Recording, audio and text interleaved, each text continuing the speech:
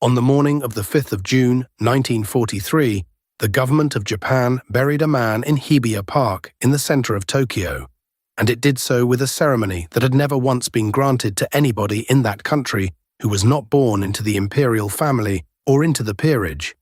His ashes had come home from the South Pacific aboard a battleship, his own last flagship.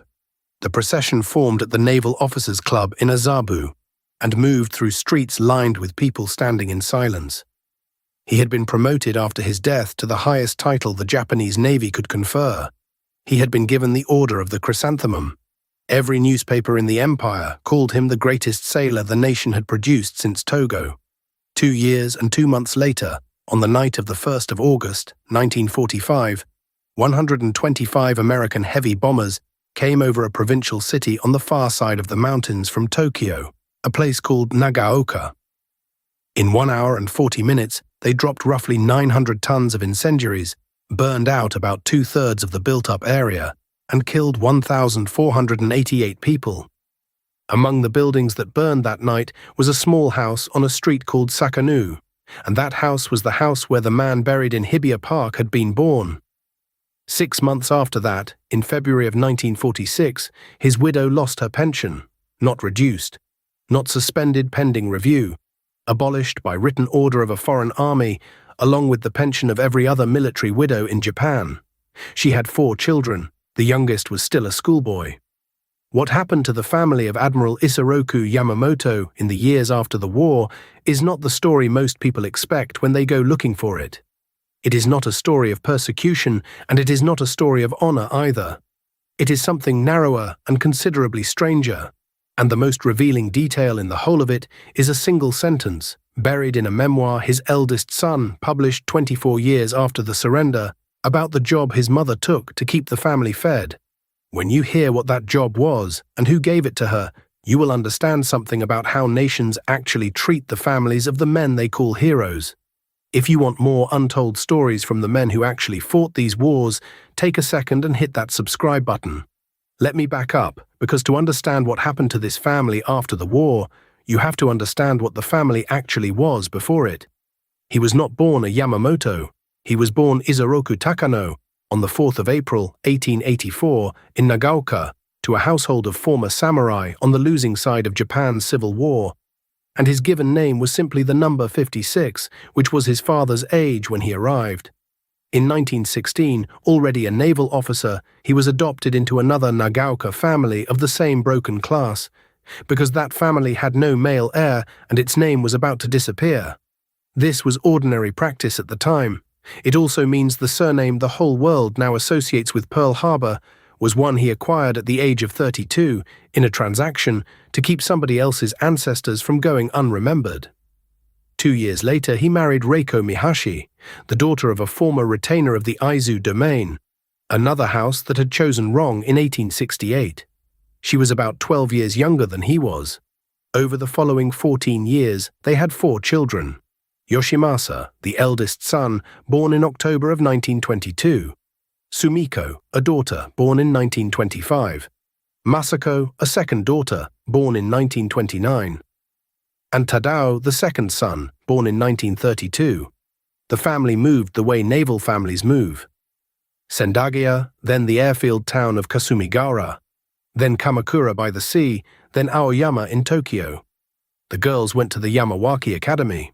The eldest boy went to the first middle school of Tokyo Prefecture, then to Seikei on the science track, then to Tokyo Imperial University, which was as far as a Japanese education went.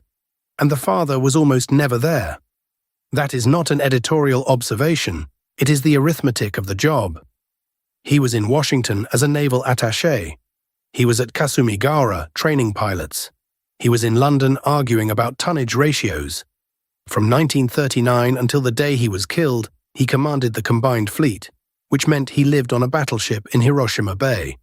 And here is a detail that gets left out of almost every telling. For roughly the last decade of his life, much of the private weight of that man's life was not directed at the house in Aoyama at all.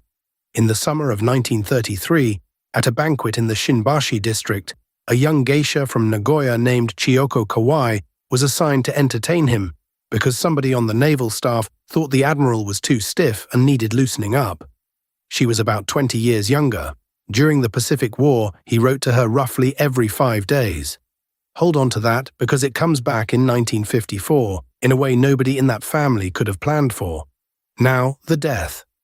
On the 18th of April, 1943, American fighters intercepted his aircraft over Bougainville after codebreakers read his itinerary. The Japanese government concealed it for about a month and announced it at 3 o'clock in the afternoon on the 21st of May. The state funeral followed on the 5th of June. The chief mourner, walking at the front of it, was Yoshimasa, who was 20 years old and still a student. Afterward, the ashes were divided in two. Half went into the honor precinct at Tama Cemetery in Tokyo, into a plot flanked by two other commanders-in-chief of the combined fleet, Togo on one side and Koga on the other. The other half travelled to Nagaoka, arriving on the 7th of June, and was interred at Chokoji, the temple that had been the family's for centuries. On its way out of Tokyo, the funeral procession passed the quarters of Chiyoko Kawai, so that is the account balance in June of 1943. A state funeral, a promotion to Marshal Admiral, the chrysanthemum, a grave beside Togo, the entire ceremonial apparatus of a modern nation discharged in full on behalf of one family. Now here's the thing about ceremonial apparatus. It does not eat. Stay with me, because what happened over the next 6 years is the part almost nobody tells, and it did not happen to them specifically. It happened to them as members of a category. On the 24th of November, 1945, the occupation authorities issued a directive, numbered 338, on the subject of pensions and benefits. It ordered the Japanese government to stop all payment of any pension to any person by reason of military service, with exactly one exception, which was compensation for physical disability that limited a person's ability to work. Payments were to cease by the 1st of February, 1946. A widow was not disabled, so a widow got nothing. 6 weeks later, the same headquarters issued a second directive on the removal of undesirable personnel from public office. It purged people by category rather than by conduct, and one of the categories was any commissioned officer of the regular Japanese Army or Navy. Of the roughly 210,000 people ultimately purged in occupied Japan, about 167,000 were military. It stripped those men of their pensions too and barred them from office indefinitely. One Japanese account of the period calls it a prison without walls. Put those two documents side by side and you can see the shape of the trap. Every widow of a career officer lost her income, and every man in her late husband's professional world, the entire network she would ordinarily have leaned on for a job or a recommendation, was simultaneously unemployable. What was left was general welfare, means tested, requiring her to demonstrate destitution, and forbidden by design from treating her any differently from anybody else who was starving. That was not an accident. In February of 1946, the occupation explicitly imposed non-discrimination as a principle of Japanese public assistance, which meant that even if the Japanese government had wanted to create a benefit for war-bereaved families, it was legally barred from doing so. That situation lasted 6 years and 3 months. And understand what the country looked like during them. Roughly a quarter of all housing in Japan had been destroyed, and something like 9 million people were homeless. In May of 1946, occupation officers projected that people in Japanese cities would be living on an average of 471 calories a day for the following 5 months, against an estimated minimum of 1,550 needed to prevent malnutrition. In Tokyo, 40% of the food eaten that winter had been bought on the black market, where rice was selling at more than 200 times its pre-war official price. Wholesale prices rose by 364% across 1946 alone. That is the world in which the widow of the Marshal Admiral of the combined fleet had to find an income. Here is what she did, according to the account that comes down through her eldest son. She sold life insurance, door to door. And there was a second arrangement. She was taken on, together with the widows of other flag officers, as a nominal director at a small private company. The company was not doing especially well. Her son's account describes the whole thing with a kind of dry mercy, saying only that it appeared to be a business that at least kept them fed. The company belonged to a man named Kamito Kuroshima. Kuroshima had been her husband's senior staff officer aboard the flagship. He was the officer who took Yamamoto's concept and worked it into an operational plan. He is, as much as any single man on a staff can be, the person who drew up the attack on Pearl Harbor. So the arithmetic of 1946 comes out like this. The admiral who conceived the operation is ashes in 2 graves. The staff officer who planned it is purged, barred from public office, and running a marginal business out of the wreckage of Tokyo. And that business is carrying on its books the widows of the men who executed it, because there is no longer any other institution in the country that will. Relief finally came on the 30th of April, 1952, 2 days after the peace treaty took effect and Japan became sovereign again. The Japanese government itself described that law, in its own language, as relief measures at a reduced level compared to pensions. Military pensions proper did not return until August of 1953, and when they did, the government deliberately compressed the scale, reasoning that the country could not afford full restoration, which produced one final irony. Because the old pension had been calculated from rank, a Marshal Admiral's widow had further to fall than a private's widow, and less of what she had lost was ever given back. The eldest son is the only one of the 4 children with a documented public life, and it is not what you would guess. He wanted to fly and was refused twice over for myopia and for pleurisy. So in 1945, he entered the Navy through the back door as a reserve maintenance student and was posted to the 302nd Naval Air Group at Atsugi, where he ran a maintenance squad on interceptors and helped dig air raid shelters. That posting put him, in the middle of August of 1945, inside the most notorious unit in Japan, because the 302nd was the air group whose commander refused to accept the surrender and tried to keep fighting. During those days, Yoshimasa volunteered to act as liaison between the mutinying air group and the Navy Ministry in Tokyo. The son of the man who planned Pearl Harbor spent the last week of the Pacific War carrying messages back and forth, trying to keep the surrender from coming apart. Then he was demobilized, and he went back to school, and then he did something quietly remarkable, which was to become an engineer and stay one. He finished at Tokyo Imperial University, went through graduate work in engineering, and spent his career in development and research, in fisheries products, then paper manufacturing, then electronic equipment. One of his employers was a paper mill headquartered in Nagaoka. In 1969, he published a memoir about his father. The reissued edition carries a subtitle that tells you exactly what kind of book it is. It translates roughly as, "The last evening meal we sat around as a family." He served for years as honorary director of the Memorial Museum in Nagaoka. He died in June of 2014, of pneumonia at 91. Now here is what does not survive in the record at all, and it is the part of this story I find hardest to shake. Sumiko, born 1925. Masako, born 1929. Tadao, born 1932. The 2 daughters graduated from the Yamawaki Girls' Academy, and that is where the record of all 3 of them stops. Not marriages, not careers, not children, not a single quoted sentence, not a date of death. Japanese researchers who have gone looking simply write that the details remain unclear. Tadao was 10 or 11 when his father was killed and appears never to have had a public profile of any kind. It is tempting to read that as neglect, and I do not think it is. I think it was a decision, because there is one thing a famous surname in a defeated country makes almost impossible to obtain, and that thing is anonymity, and 3 of the 4 children of Isoroku Yamamoto appear to have obtained it anyway and held it for the rest of their lives. In a nation that spent the 1950s arguing bitterly about who had been responsible for what, that was not a small achievement. It may have been the most valuable inheritance available. Which brings us to 1954.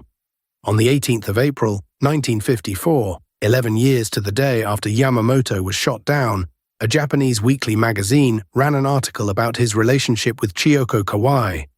The headline translated to something close to Marshal Yamamoto's mistress. Even the god of war was human, the story became public property and the widow was part of how it came out. She said publicly that her husband had been closer to that woman than he had been to her. Consider the timing. The family had been on the reduced relief schedule for 2 years. Pensions had been restored for less than 1. The first post-war film about him had come out the previous autumn, presenting him as a reluctant patriot. And in that exact season, the private life of the household went into a magazine. As for Chiyoko, the details that survive are these. His last letter to her was dated the 2nd of April, 1943, 16 days before he was killed, and he enclosed in it a lock of his own hair. After his death, the Navy Ministry came and confiscated the letters from 1941 onward, and she kept 19 of them and burned the rest under pressure. She ran a restaurant in Numazu after the war. She died in August of 1989 of pneumonia at 85. And then there is the town, which closes the circle. Nagaoka was not bombed as revenge for Yamamoto. That is local belief, and the evidence does not support it. Nagaoka was on the American incendiary target list on ordinary criteria, second city in its prefecture by population, a transport hub with munitions plants and oil nearby. Leaflets naming it as a target were dropped days beforehand. It burned on the same night by the same standardized method as 3 other cities of comparable size in the largest single night bomber effort of the entire war.